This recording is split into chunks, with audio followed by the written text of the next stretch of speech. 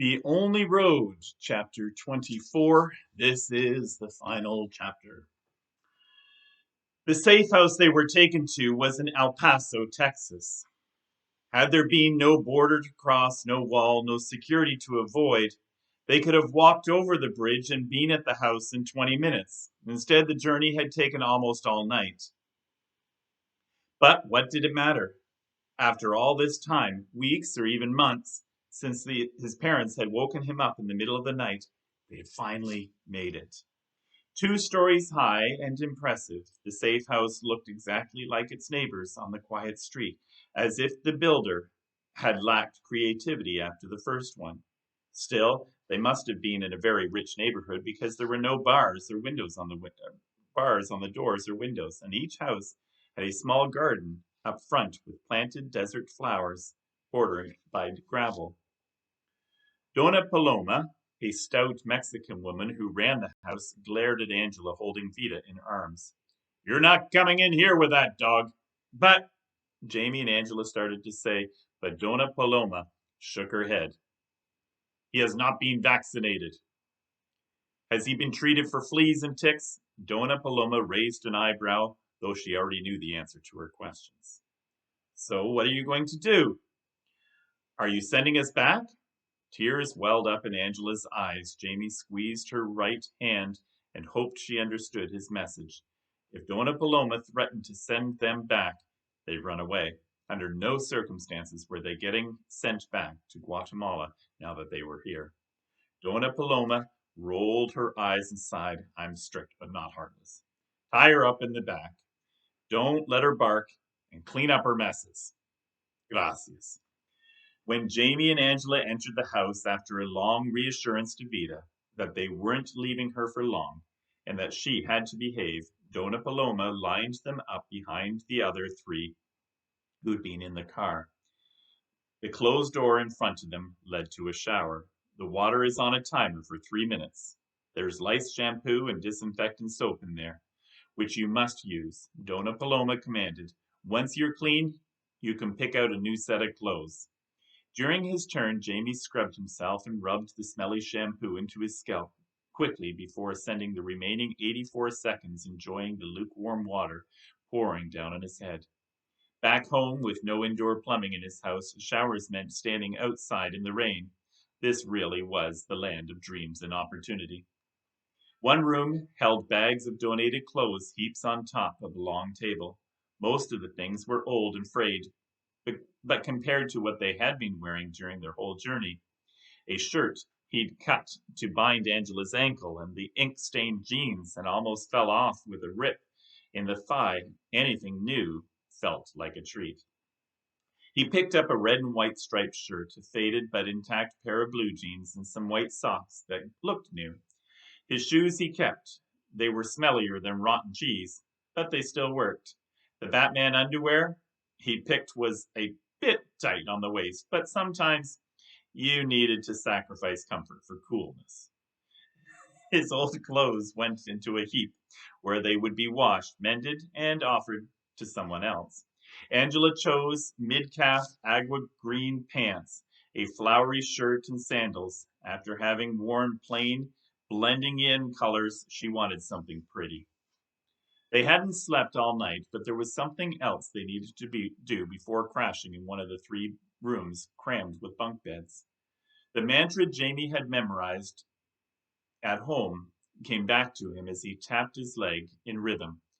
575552186. Dona Paloma let everyone use her phone for 2 minutes to call anywhere in the United States.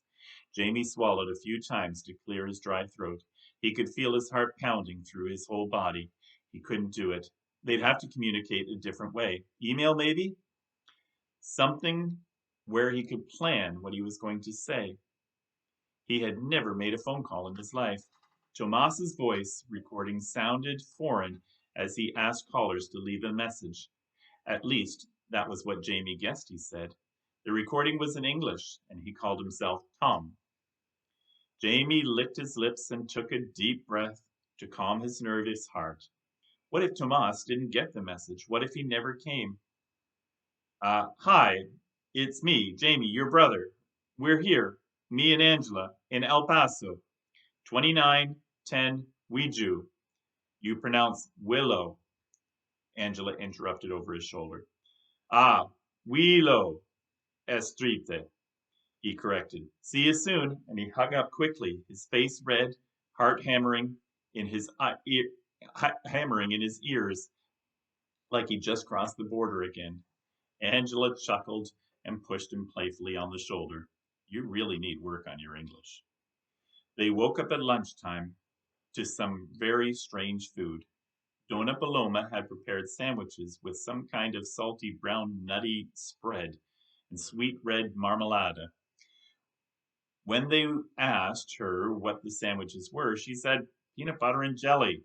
Jamie wasn't sure if he liked this combination. Salty, sweet, and sticky, but ate it anyway. His abuela would have been proud. The 16 other people staying at the house huddled around the giant television watching English soap operas and talk shows, but Jamie and Angela spent the afternoon outside with Vida. Dona Paloma had a nice backyard with a high fence that kept out peering neighbors who might report the suspicious amount of cousins she always had at her home. After spending weeks outdoors, it was strange being confined inside a house that reeked of bleach and insecticide. Jamie rescued his old holey socks before they were thrown away and managed to wad them up into a lumpy ball. Once Vida got over the fascinating smell, she learned to play fetch quickly.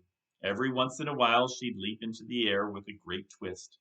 Flash the blue belly stitches Angela said still needed one more day, and landed squarely on four paws with a sock ball in her mouth. Jamie could scarcely believe this was the same dog who'd survived a murderous dogfight, had been found with half of her innards showing, and then had been stitched up by kids before traveling across a dangerous journey. It was a lot to go through, and most dogs wouldn't have made it. Most people wouldn't have either. I was expecting 2 of you, not 3, the voice came from the back door. They both jumped and turned to the shape emerging from the shadow of the house. Jamie's face went from camello brown to cafe with lots of milk. Angela went even paler. Magwell, she gasped.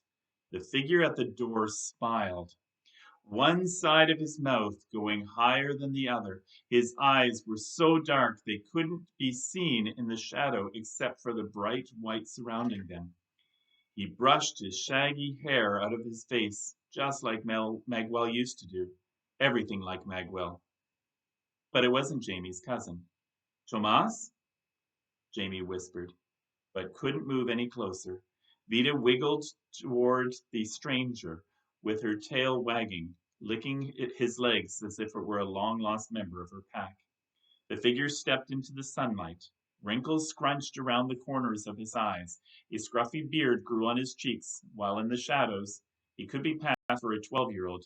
Now in the sun he looked older than his 25 years, but still it was him. It was Jamie's brother. Well, are you two going to say hi? Tomas's smile widened to become more lopsided. Jamie and Angela ran the few paces to him and jumped into his arms, something they hadn't done since they were 4 and 7. Tomas hugged and kissed them both, then kissed and hugged them again. I can't believe you're here. Do you two know how lucky you are? Images of the others flashed through Jamie's head. The Salvadorian woman on the bus, the man under the bridge without legs, Xavi. He thought of little Jokin, Eva, and Ivan from the train, and even crazy Rafi, and hoped they had been lucky as well. Jamie paused to look at Angela, mothering responsibilities forgotten. She still had her arms around Tomas, her head against his chest, like a little girl. We had help from many people along the way. Pancho with his sacks of used clothes, Padre Kevin, who liked ridiculous outfits, Senora Pires. All of them seemed to have been sent especially to help them. Jamie glanced up, the other two following his example, and stared at the pale blue sky without the cloud in sight. They stood there, feeling eyes looking at them from above. until Vida yipped and returned to the backyard of a safe house in El Paso. I'm sorry about Maguel, Tomas said, rubbing both their backs. He was a good kid, smart, good-looking, took after his cousin. Jamie couldn't stop himself from grinning, except more humble. Tomas shook his head as if he didn't believe that and then smiled back. Let's have a look at you. He held them at arm's length. Angela, I couldn't have recognized you. You're so beautiful. And young man, when did you start growing a mustache? Jamie bounded to the window to check out his reflection. It was faint, but sure enough, there were definitely some dark hairs growing on his upper lip. It's not real. I know you just drew it on, Angela teased. Jamie stuck out his tongue at her. We need to call our parents. They've been so worried. Tomas put his phone on speaker and called Tio Daniel, Angela's papa, the only one in their family with a phone. But it was Abuela who answered. Tomas, what is it? No, I don't want to know. Please don't tell me. Está bien. Tomas reassured their grandmother. I have them. They're here. Really? Abuela asked in disbelief. Thomas waved at them to speak. Hola, Abuela, Jamie and Angela said at the same time. Abuela gasped, and Jamie heard her start to cry. He imagined her holding her heart as she leaned against the counter full of tortillas. Gracias a Dios. I must tell everyone. The whole family has been praying for weeks. Bless you three. And she was gone. They stared at the phone for a few minutes after she hung up, thinking about Abuela and their parents, Guatemala, and home. Come on, let's get going. Tomas put his arm around the two of them and kissed them once more on the top of their heads. They went through the house with Vida in Angela's arms and Jamie clutching Tomas's hand. They thanked Dona Paloma, and Tomas slipped her some extra money for taking care of his family. They climbed into a red truck Tomas had borrowed from his boss, and they drove out of El Paso, Texas, and into New Mexico. They passed one checkpoint, but the officer just glanced at the truck and waved them along without even asking a question. Jamie turned to the last blank page of his sketchbook and tapped the remaining pencil stub on his lip as he wondered what to draw. Cacti covered the landscape along the flowering spiny plants.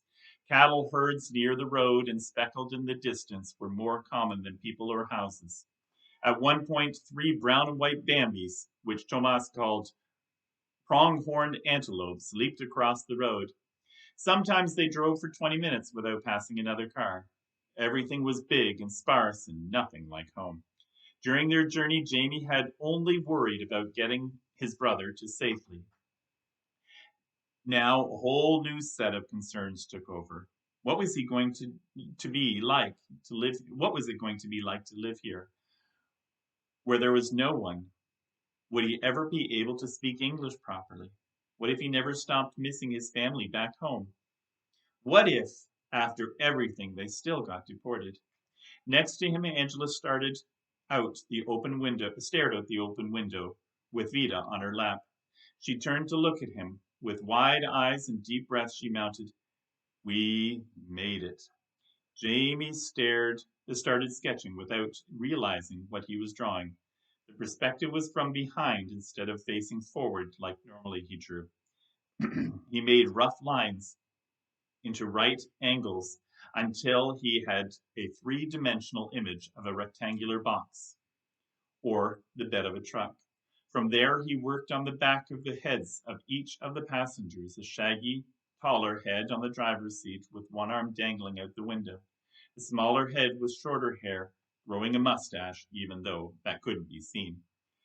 Next to the other window, long tresses whipped in the breeze from another head, and finally, a white and brown patched mutt with one ear and a flapping pink tongue.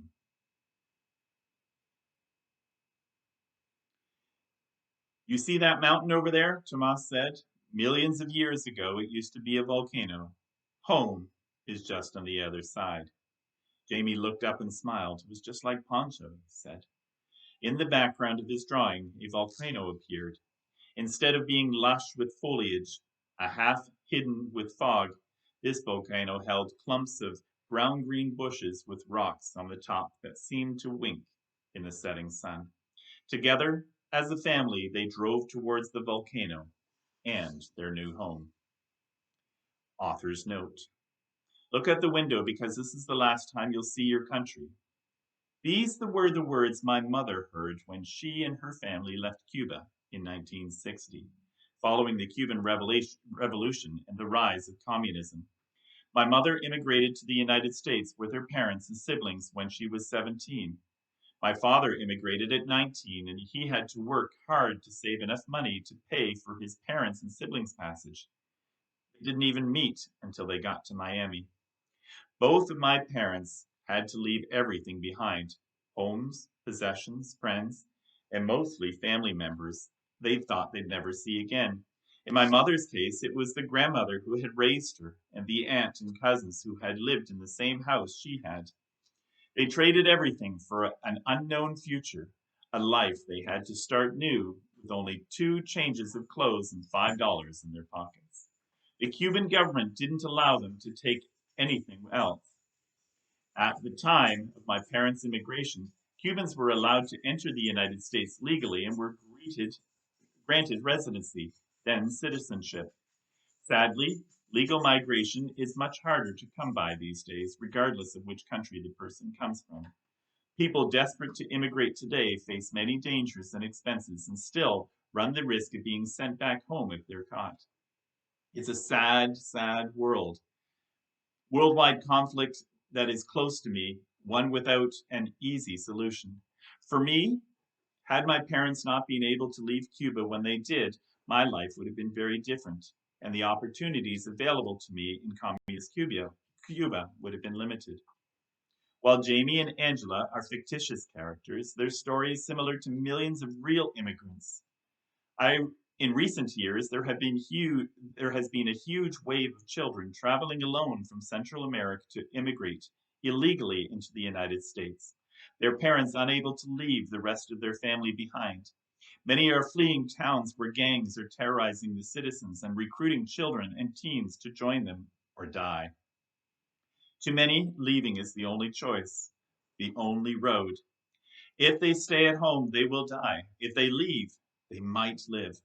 Jamie and Angela were very lucky on their trip. Most people do not have it so easy. Murder, abuse, robbery, drug addiction, loss of limbs, kidnapping, imprisonment, and deportation are all common outcomes. Some give up and return home in worse condition than when they left. Those who continue hold on to the hope of a better life and the prospect of reuniting with family members already there. For so many Latin Americans, whether Cuban or Guatemalan, if there is no family, there is no life. And that's the end.